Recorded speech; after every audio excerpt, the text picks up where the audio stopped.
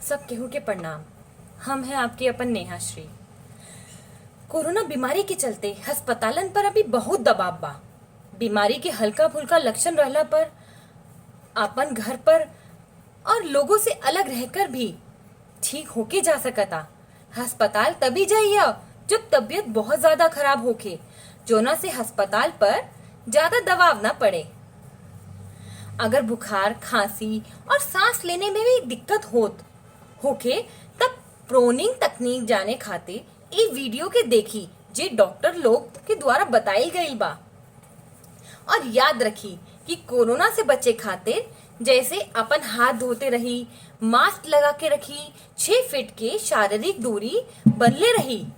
हमनी के एक साथ मिलके कोरोना से लड़े के बा। मास्क बहुत जरूरी बा, इसको ठीक तरीके से लगाना भी उससे ज्यादा जरूरी है। घर में रहे, सुरक्षित रहे।